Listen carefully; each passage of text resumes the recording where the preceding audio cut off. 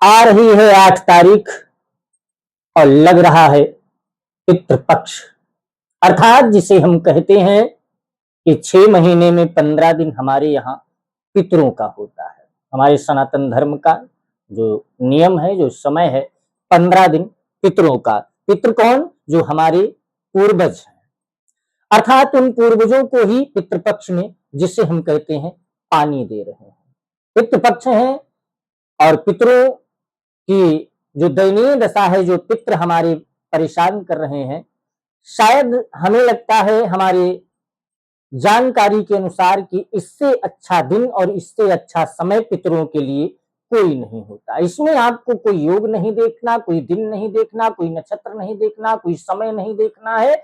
आप अपने पितरों के प्रति, अपने पितरों के कल्याण के लिए, अपने पितरों के उद्धार के लिए उपाय पितृपक्ष में खुद कर सकते हैं।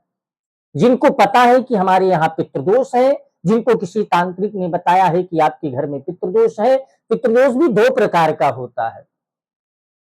तमाम लोगों का प्रश्न आता है कि पितृदोष, गुरुजी हमारे यहाँ कोई अकाल मरा नहीं है तो पितृदोष कैसे हो गया? प्रश्न ये भी आता है, पर इसमें समझना यह है कि पितृदोष 2 होते हैं। एक पितृदोष वह होता है जिस पितृदोष के कारण हमारे परिवार में तमाम प्रकार के तांडव लगे रहते हैं, तमाम बातें उठा करती हैं, तमाम परेशानियां जन से, धन से, मन से, तन से हुआ करती हैं।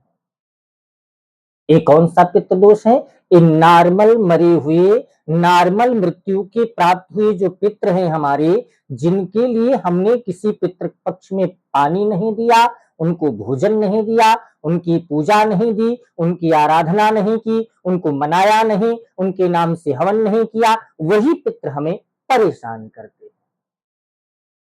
एक पितृदोषी भी है। इसके लिए आप पितृपक्ष में त्रिपिंडी श्राद्ध कराएं, जो सबसे सरल उपाय है। पितृपक्ष में त्रिपिंडी श्राद्ध कराएं, भूखे को समय अनुसार, आवश्यकता अनुसार भोजन कराएं।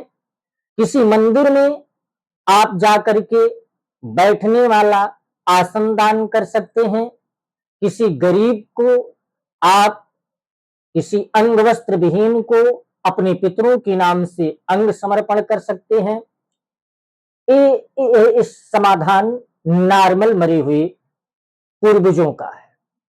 अब बात आई कि प्रेत योनि में जो व्यक्ति पड़ा है वो अकाल मरा है।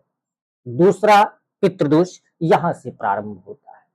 जो व्यक्ति अकाल मर जाता है, अकाल में जैसे सुसाइड किया हुआ, या ट्रेन के नीचे आ गया, बस के नीचे आ गया, एक्सीडेंट हुआ, या फिर वो किसी ऐसी जगह का शिकार हो गया कि लोगों ने उनका मर्डर कर दिया हो, या पानी में डूबकर मर गया हो, या आग में जलकर मर गया हो, या फिर उसके साथ कोई हादसा हो गया हो, ऐसा व्यक्ति अगर प्राण त्यागता है तो भयानक प्रेत बन करके तैयार होता है। और प्रेत बन करके जब तैयार होता है तो वही प्रेत परिवार में अपना तांडव ऐसा फैलाता है कि हर एक व्यक्ति को परेशान करता है। अपितु उसे कहा जाए कि वो आपको परेशान कर रहा है, पर माना यह जाए कि वो अपनी मुक्ति के लिए आपके पास बार बार आ रहा है, आपको सुझाव दे रहा है, आपको संकेत दे रहा है कि मैं प्रेत योनि में ग्रसित हूं, प्रेत योनि से परेशान हूं और हमारी आप मुक्ति कराओ। इसी के कारण से वो आपको परेशान कर रहा है। इसके लिए आपको किसी धाम पर जाकर के वझाई करवाने की जरूरत नहीं है। इसके लिए आपको किसी तांत्रिक के पास जाकर के सुखाई करवाने की जरूरत नहीं है। इसके लिए आप कहीं धाम पर जाकर के सवारी बुलाएं, सवारी बोले तब आप माने, कोई जरूरत नहीं है। ऐसे पितृदोष के लिए नदी के तट पर, किसी तीर्थ स्थल पर, अपने बगीचे में, अपने आवास पर, अपने मकान में वैदिक ब्राह्मणों के द्वारा दिव्य नारायण बलि का यज्ञ करवाएं।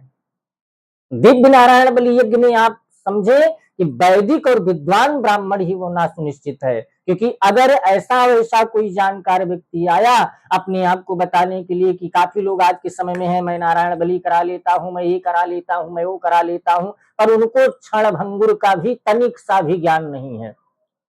इसके दोषी वो भी हैं और ऐसी परेशानियों के शिकार वो व्यक्ति भी हो सकता है, अर्थात ब्राह्मण हो या जो भी है।